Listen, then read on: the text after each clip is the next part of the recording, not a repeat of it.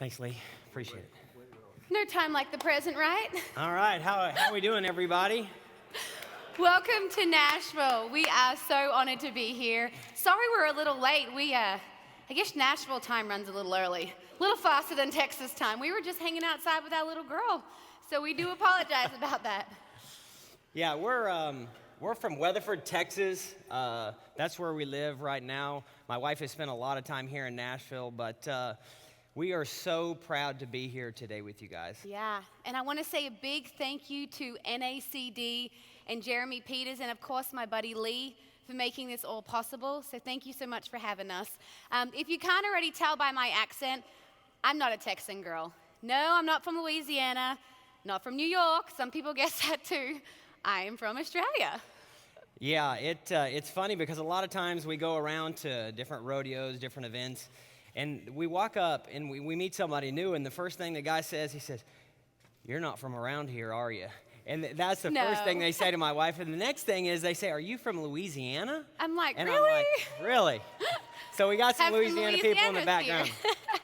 But I bet you're wondering how a rodeo athlete, a world champion rodeo athlete, met a Nashville recording artist, a country singer from Australia. It starts way back in 2010.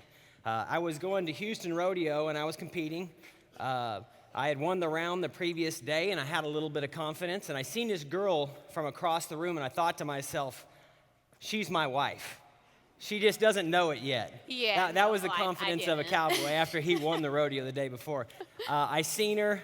For me, it was like a ray of light just beamed down on her, and the wind blew her hair back. Of course, this was inside, so none of that happened. But I knew that she was going to be my wife, so I strutted up there, and I said, "Hi, how you doing?" And she said, "Oh, I'm fine, thanks. How are you?" And I thought to myself, yes, Lord, that is you just confirming my desire. She will be my wife. She just has no idea. Yeah, nope, didn't have any idea. I will say, though, I did know that he won the rodeo that night. I did pay attention to that. But he grabbed my attention. I mean, I was living in Nashville. I was singing. Life was great. I definitely wasn't ready to settle down. And even the first moment I met Tyson, I knew he was the marrying type. I mean, he's a nice guy, a good guy. The ones that we married, normally that we don't just date for the younger girls out there. But, I mean, I guess I was kind of mean. How long did it took like 6 months before I'd even get the poor guy my phone number. 6 months just to get her phone number. Thank you, Jesus, for Facebook Messenger. Because you can creep anybody on Facebook Messenger. Yeah. And then I think it was this is a funny story. Yeah. So I finally gave in to Tyson and agreed to go out on a date with him, but it was only because I needed something. So, yeah, it actually wasn't a date. So after 6 months of messaging back and forth about once a week, I would ask her all these questions. How you doing? I'm Tyson. I'm a rodeo guy. You're this really cool singer. I love you. You don't know it yet. But I would ask her, I would think all these things, and she would answer every question I had. There was 2 questions. The first one is, can I get your phone number? Because as a man who's a cowboy, we want the phone number. We got to get the digits. The second thing was if she would go to dinner with me, specifically dinner. But one day, she called me and she says, "Hey, I need tickets to a rodeo. Is there any way that you could get me tickets to a rodeo? My parents are in town." And I said, "Well, I can make that happen." But me being the salesman that I am, being a horse trader back in the day and a rancher and all this stuff, I says to her, "Well, I'll get you them tickets, but you got to go to dinner with me." And she said, "Well," me, being a girl, said, "How about breakfast?" Yeah. Which we all know, man, breakfast is the friend zone. Breakfast is not where you want to be. There is nothing sexual going on about breakfast. Right? Come on. Really? Serious? PG, babe, PG. Yeah. And so we had breakfast. We really hit it off. I got to know her mom and her dad on that trip. And then we just continued Facebook messaging and texting for about another 6 months. Another 6 months without seeing her. And I asked her, I said, you think maybe someday, I'm like a year and a half into this deal, you think we could actually be girlfriend and boyfriend? And I had like the George Strait, song, check yes or no.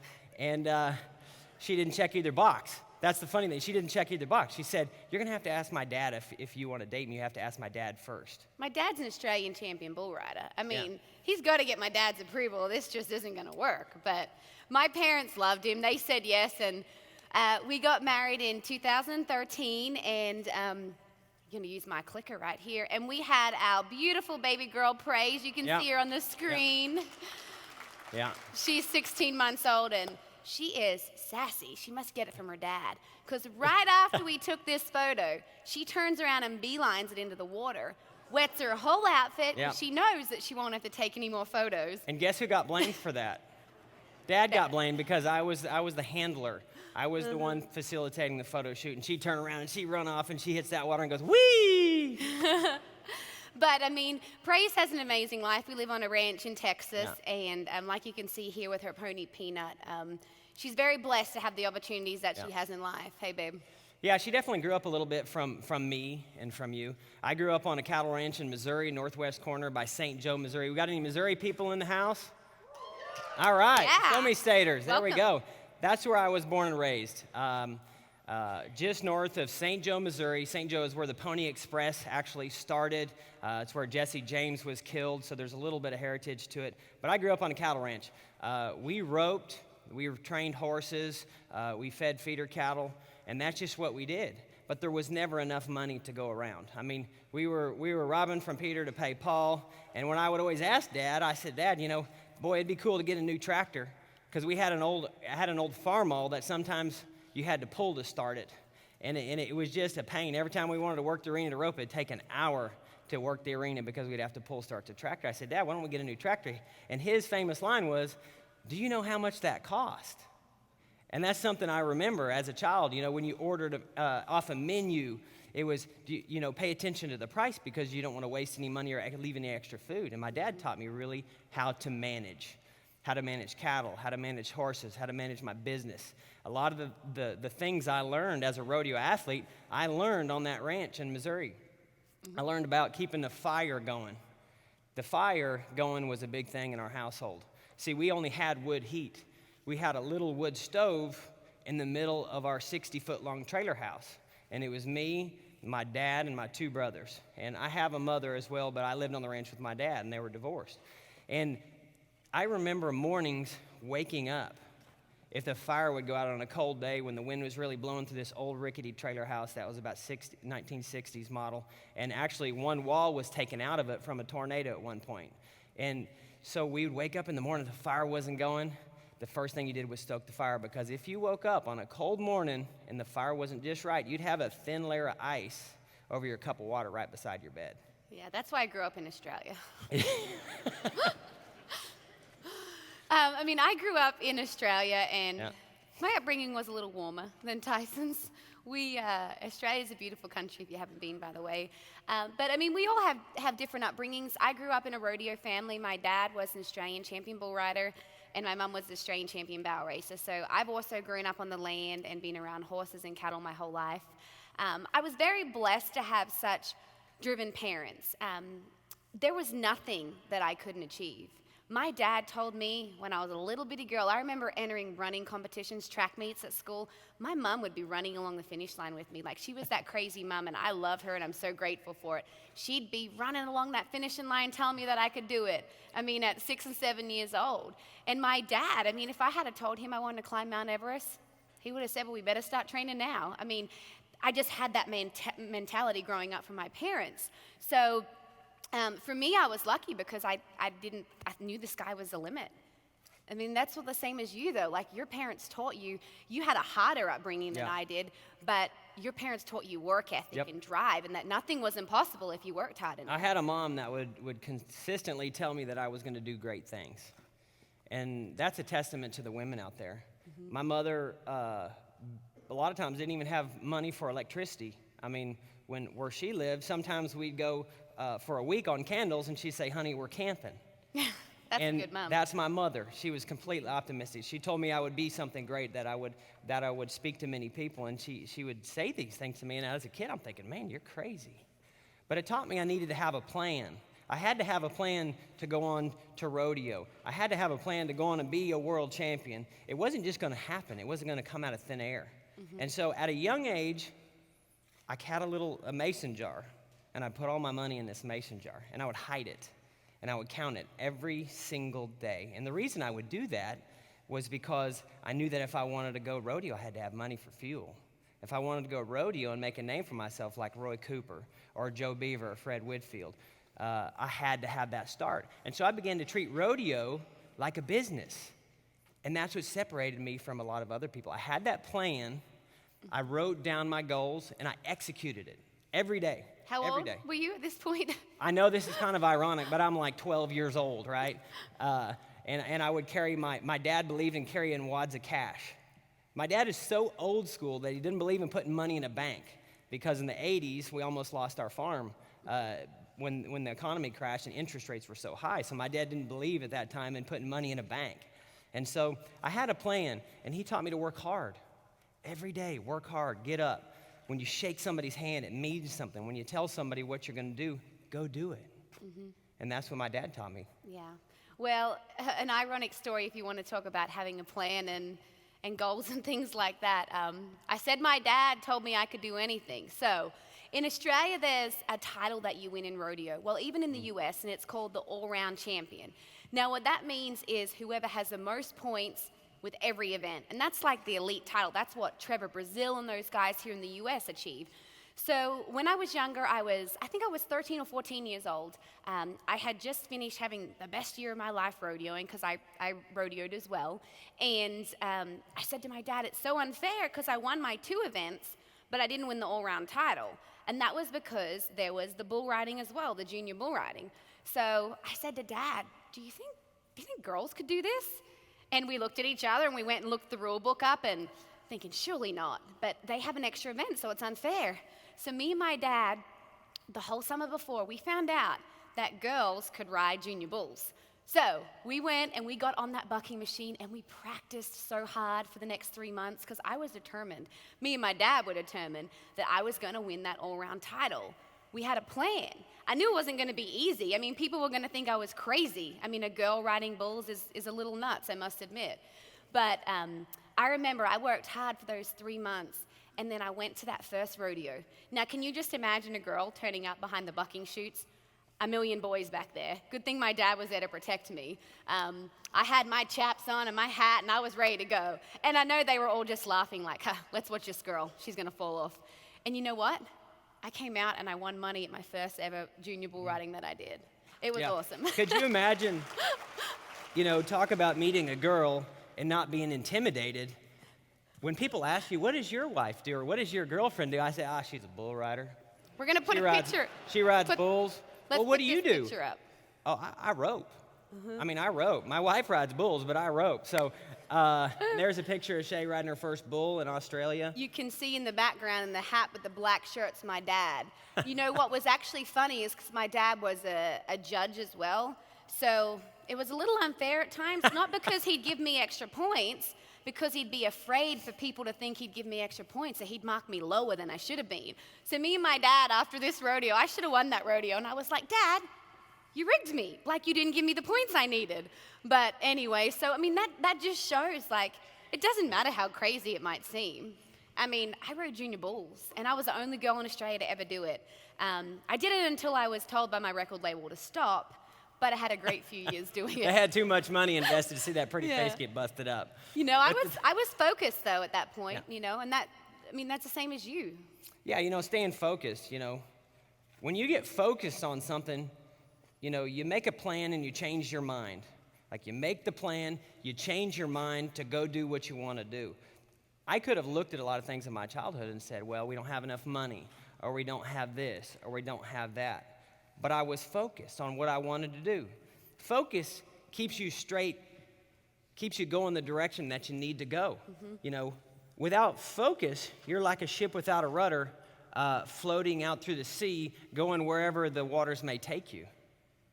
It's the focus that allows you to push through the you're too slow, you're too fat, you're not good enough looking, you're not talented enough, which were things that I thought in my mind. I mean, I thought that I wasn't as good as Roy Cooper.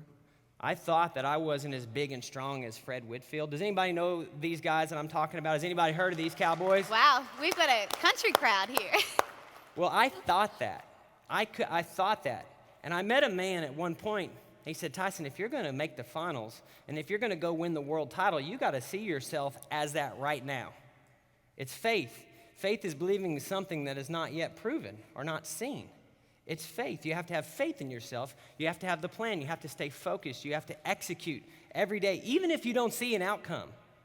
Even if the outcomes are not what you want at that moment.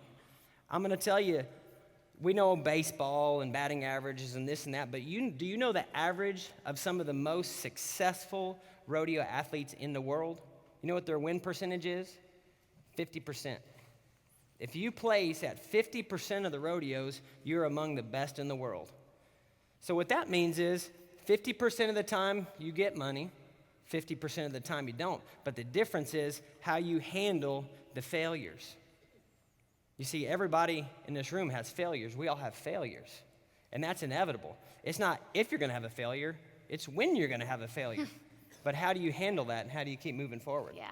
I mean, I know that firsthand. I met a gentleman here by the name of Lee, and when I met Lee, goodness, life was dandy. I was living in Nashville, here in Nashville.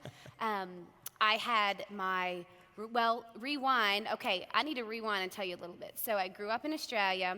At 16, I signed my first recording contract. So I'm going to rewind a little bit.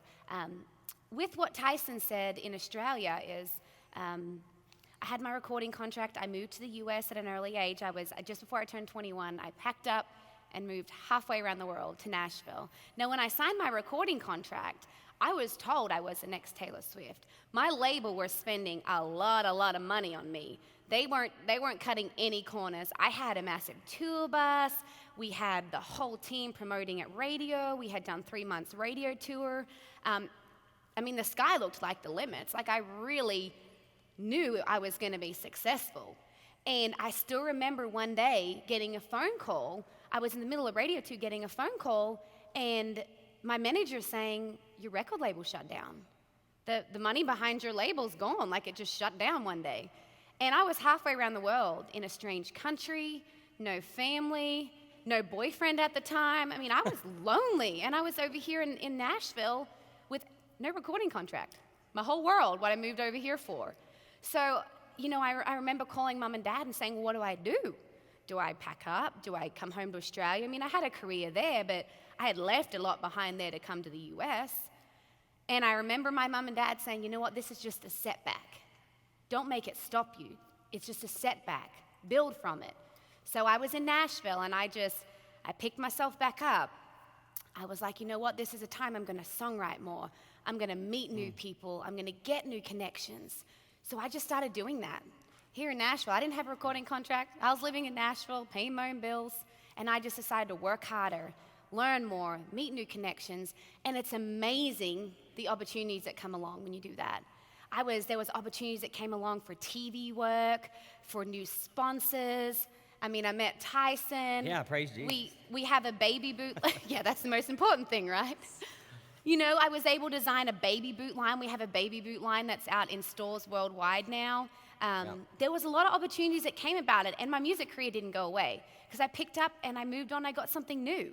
So I'm still doing music and all of that, but I tell you what, had I let that one phone call saying your record label shut down defeat me, I'd be back home in Australia. Yeah. I wouldn't be here speaking with you guys. I'd be sitting in Australia wishing, why didn't I just try? Yeah, it to me is taking tragedy and turning it into triumph. I'll tell you guys a real quick story. A few years back, I was at Cheyenne, Wyoming. We've all heard of the daddy of them all. To me, it'll be a rodeo that forever sticks in my memory. It was that July day. I'm getting ready to go at the slack, and I go and I rope. And Cheyenne has huge calves, and I'm like a skinny guy. And this calf just like mowed over the top of me, like in the ground on my back, run over the top. Made me look like I was in the 12 and under learning how to rope. And I dragged myself, got my rope can. You could just imagine me leading my horse over, to the trailer. And I get to the trailer, and I get a phone call. And it's a friend of mine, a good friend of mine. And he says, I want you to know that this person had just passed away. And I thought, man, that's crazy. How does this guy pass away? And he was the owner of Titan Trailers. Anybody here familiar with Titan Trailers? Mm-hmm. Some people Yeah. nodding. Mm-hmm. Titan Trailers is a great company owned by a guy named Dave Smirchek. David passed away. He would ride his bike every morning to town and ride it back. He was far too young. Piece of plaque broke loose and went into his heart and stopped him. And so I'm thinking about that, and I'm like, man, Dave and I were best friends. Like, we were tight. He was a great man. I looked up to him as a mentor, as a business guy, and I would go to him with different things I wanted to talk about. So I put my stuff up, and I'm thinking over what happened to Dave. And I'm walking to the concession area to get something to eat. And as the moment I'm walking by this trailer door, the trailer door swings open, slams open, and this lady comes out and says, he's gone. He's gone. He's gone. And I'm thinking, oh my God, what's going on? Did her dog pass away? What happened? So she's screaming hysterically. I run into the trailer and I see a man laying on the bed. I run over to the man and I put my hand on his leg. And this guy was a friend of mine, a man that I've known for years. And I put my hand on his leg, and I could feel that his body was completely cold. I could feel that he had been gone for some time. Now, he's about 26 years old, so it's crazy that this would happen in the rodeo business. Prime of his life. Prime of his life. He's an NFR team roper. It was crazy. I'd never been faced with that, but you know what? We come to find out later that was caused by something that he did that he shouldn't have done. He wasn't as focused as he should have been, and it cost him his life. And for me, I thought, you know what? This is a good example, and it's time to turn what happened to him, this tragedy, and turn it around into a triumph, much like you did with your music career. So I began to get more focused. I began to work harder. I began to get up earlier. I began to read more things, just stimulating my mind with wisdom and knowledge and becoming a better athlete and trying to become a better businessman. And it took time. It didn't come overnight, And in that moment, I had a choice to either crumble to the failure and accept these losses in my life, or I could turn it around. I could put a smile on my face, and I could stand up, and I could talk about these people, and I could move forward. And every day I went through tragedy after that, I just put a smile on my face. Yeah, you did. I mean, I remember in 2016, that was the year that Tyson won the world title. But Yeah. I tell you what, that was the hardest year we ever faced. I Yeah. mean, it was like if something couldn't go wrong, something else was going to go wrong. It was crazy. Tyson normally goes into the NFR top 5 lowest, top 10. I mean, he went into the NFR 14th that year, Yeah. and it wasn't until like the very last rodeo of the season that he even qualified for the NFR. And that wasn't the only hardship. I mean, he had a horse that got brain damage, his best horse. Our brand new truck blew up in the middle of the busiest time of the year. I mean, it was just one thing after another. And I feel like it was a test. When Tyson was able to, I'm going to brag on him a little bit, he was able to keep such a positive attitude through all of this stuff. Like, I'm pretty sure I said to him a couple of times, are you sure you don't want to just go home and regroup? Like, this is a lot. And we had just, I was pregnant too. Yeah. Oh my goodness. Whew, that was a busy Imagine summer. a pregnant lady on the road with all the stuff it was going a on. lot. When we leave for 5 months a year. We don't Yeah. come home, like zero. Yeah. In a trailer, about 100 square foot. But when, Tyson coming in, watching him come into the finals, 14th in the world, and then being able to win the world, like, that's a huge achievement. Like, you're the underdog. But, if you look at all the scenarios, well, not all of them, but most of the scenarios, the underdogs are the ones who end up achieving. And Yeah. there's a reason for that. It's Yeah. because they have to work harder. They got to keep a good attitude. It doesn't just come naturally, like, they have to work at that. And it's even in day-to-day life. It doesn't have to be, you don't have to be a famous football player or a calf roper or anything like Yep. that. I mean, it's day to day. Yeah, you got to believe that what you want Yeah. to do, you got to believe in it. And you got to forget the fear. Like, I would tell myself every morning I woke up, and I wish I had a slide of it, but in 2006, I started keeping a journal, and the first Yeah, line of the one. journal was, I will be a world champion. I will be a world champion. I will be a world champion. And I just kept telling myself that over. We had sticky and notes over around the and house. over. I had sticky notes all around my house on the mirror when I wake up in the morning. I will be a world champion. And the thing about that it made it so great was my times of weakness. My times of weakness of having fear. When I finally achieved it, made it so great. I began to realize that fear is nothing more than false evidence appearing real. It is not real.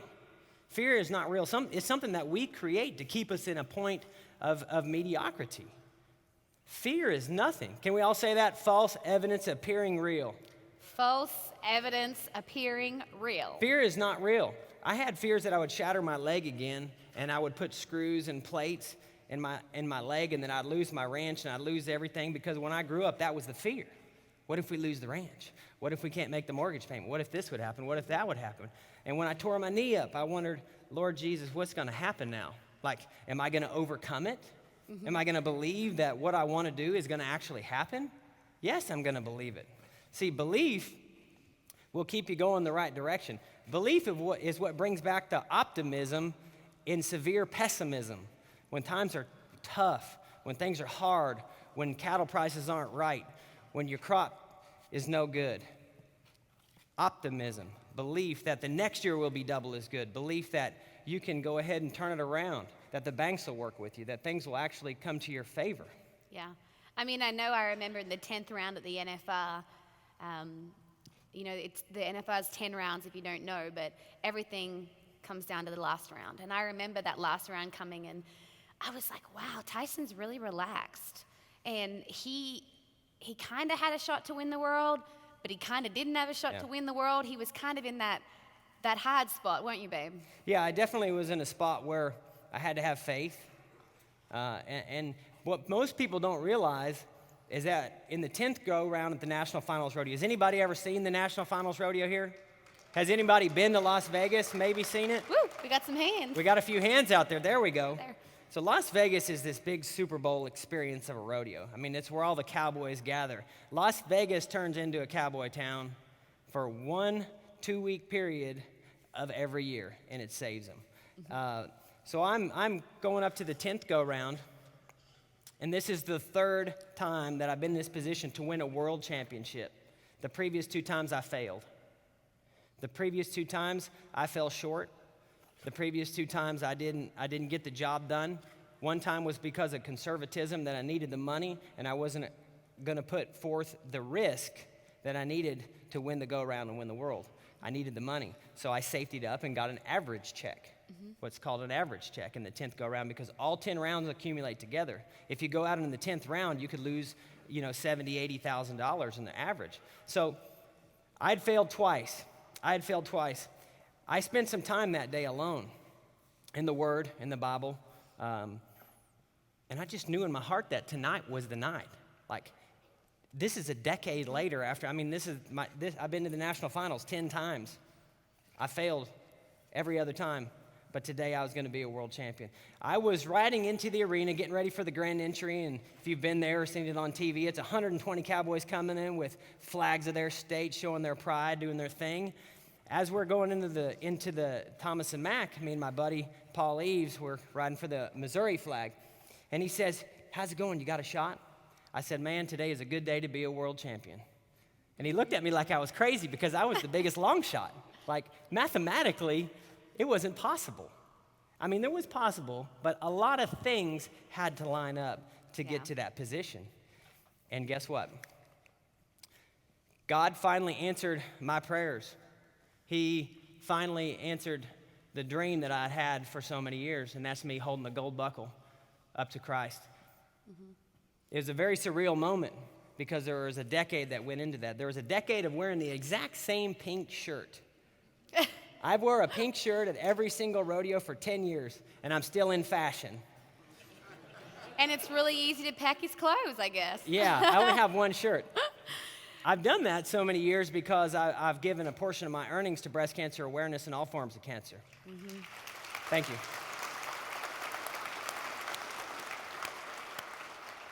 Believe me, it's been something that's given back to me more than I've given to it. Yeah. I've been to many hospitals. I've seen people faced with death. I've seen people that are in terminal wings that knew they weren't going to make it out, and they had a smile on their face. They had a... Those people that you've told me about too that maybe didn't have a chance to make it, but fought hard enough and did. Yeah. You know? That's right. Beating the odds. I think that's what we all love about America. We beat the odds in the beginning, and we've grown to this nation that we are today. Yeah. I think it's important, like as Tyson said and as I said, we're going to face challenges in life, big or small. It's just how we react to them. I think it's important there's 1,000 people here in Nashville, all with the same goal. Yeah. Like, what an opportunity to meet new people, to get new connections. You don't know who's sitting at the other table or what that connection will lead to. I mean, I met Lee on a plane 6 or 7 years ago when we got to visiting, and that's what brought me and Tyson here today. I mean, it's crazy. I met him on a plane. It's just, you don't know the opportunities that's sitting in front of you. Yeah. So what I would say, and I'm sure what Tyson would say, is it's about figuring out something that you want to achieve. It doesn't have to be big.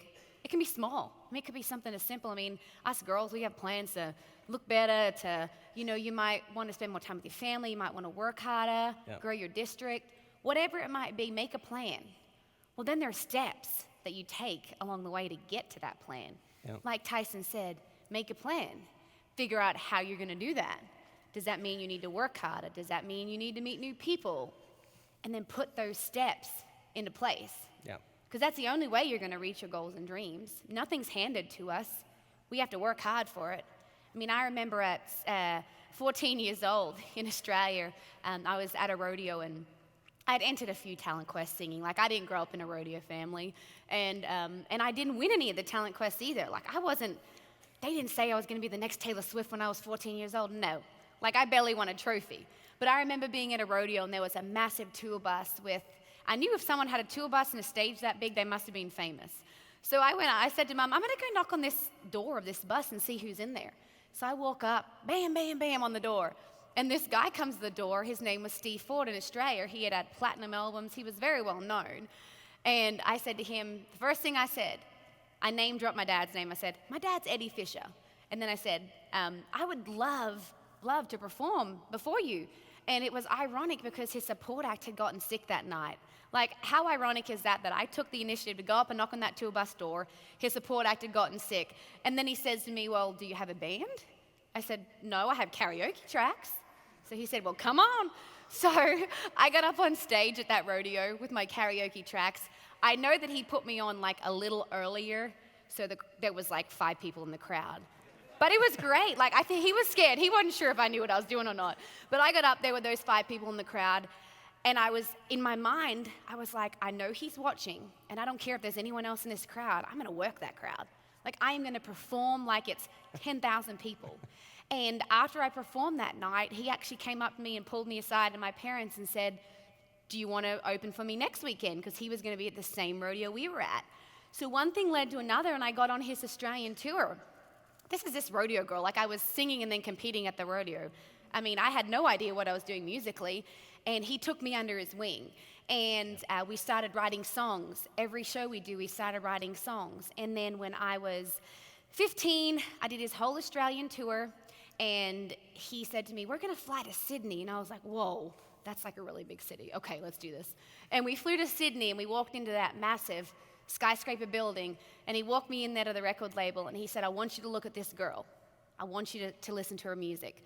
And at 16, I signed my first Australian record company with ABC Music in Australia. And I was just a country girl. I was the same as everybody else. I just took the initiative to try and grab an opportunity that was there. And I remember still, to this day, I can sing, but I wasn't a Carrie Underwood, and I still remember that. I faced some challenges. I faced several radio people saying, oh, she sings with too much of an accent. Don't know if I like what she's singing about. I mean, I wore a cowgirl hat on stage, and I was the only girl that had that country feel, so it set me apart, but it also made challenges come my way. There was a lot of people that didn't believe in me, but I was able to keep pushing forward and prove them wrong. I took those negative comments, and I used them for motivation.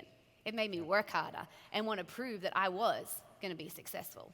I think mostly the record label were just scared of you riding bulls. Yeah, that's why they made me stop.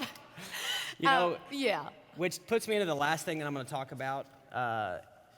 It's when you reach a level where you're comfortable, where you reach a level of happiness, where you reach a level of personal enjoyment, or whatever you get to, whatever level that is, whatever platform that is, this or that, the most important thing for me, and it's what I'm setting myself up now to do for the rest of my life, is to reach down and pick other people up. I believe that as a rodeo athlete, the arena is just a platform for me to get on stage, or for me to lift up some young man that's struggling, that's trying to make it. I've got so many young guys underneath my wing right now that I've mentored, that I speak life and happiness into, that when they're having tough times, and trust me, on the rodeo trail, there are so many tough times. I mean, you almost have to be like bulletproof mentally to make it through all the injuries, the flat tires, the horses, the loss of money. I mean, I lost my life saving twice. I lived in the backseat of my truck for a while. So reaching down, finding that young man or that woman or this other person here, look at their body language. Even if you don't know them, yesterday I run into a young man. He wasn't a young man. Well, maybe he was a young man. He was my age. So I guess he's a young man. Anyway, I walked up to him, and I could see, and he was thinking about something, and he was kind of real nervous and taking his hands like this. And I reached up, and I put my hand on his shoulder. I said, you know what, young man? It's all good. Just relax. Just chill out. It's all going to be good. And the moment that I touched his shoulder, he went, and I could feel his nervousness just leave his body. And the reason I did that is because I was listening to my mind and say, this guy actually needs some help. This guy needs somebody to speak a little bit of positivity into his world. This guy might need somebody just to lift him up. He probably hadn't had anybody do that his entire life. Some strange cowboy with a cowboy hat walking up, just put his hand on his shoulder. He probably thought I was going to punch him, if anything. So the last thing is reach down and pick somebody else up. You don't know what your sphere of influence is. We all have our sphere. Some spheres are smaller than others, but you do have a sphere of influence. You have people that look up to you, whether it be a business colleague or a young man or a young child or your daughter or your son. Reach down and pick them up. Tell them what they're doing right, not what they're doing wrong. Tell them to work on the things they need to work on, but don't tell them they're doing wrong. Pick them up. Lift them up. Yeah, I think that's great. I mean, and we want to just thank you guys for having us here today. I mean, it's such an honor to be in Music City. What a great town. What a fun few days. We're gonna be hanging out with you guys after your session finishes this morning. So we'd love to meet you all. Come up, say hi to us. Yep. If you want to keep up with our schedules of where we're at and rodeos and singing and things like that, we're on social media, and he's probably going to be competing in a town near you guys. So come to the rodeo, come and visit. We would. Yeah, if you see a crazy, funny-looking guy in a pink shirt when everybody else is wearing like blue or black, it's probably me. And then if you see me take off my hat and I got a little bit of red hair, then you'll know it's me for sure. So come up and say hi. I'd love to see you, love to visit with you, talk to you. I go to about 120 events a year, not speaking engagements. This is just rodeos. Mm-hmm. So I spend 200 days a year on the road rodeoing, going to almost every major city in the United States. Love to see you. And we're going to be here as well tomorrow, because guess what? What's happening tomorrow? My wife is going to be performing for you guys. So I expect some people jumping on tables and dancing and singing. And if you do jump on a table, make sure you're not drunk. I don't think he read that I'm performing while you're eating. I don't know if being on the tables is going to work. But you can ask the team and see if it's okay. But I'll be performing tomorrow night. So come see us. Enjoy your time in Nashville. Learn. Take every opportunity that you can and grow from it. All right. Thanks a lot. Thank you. God bless. Thank you.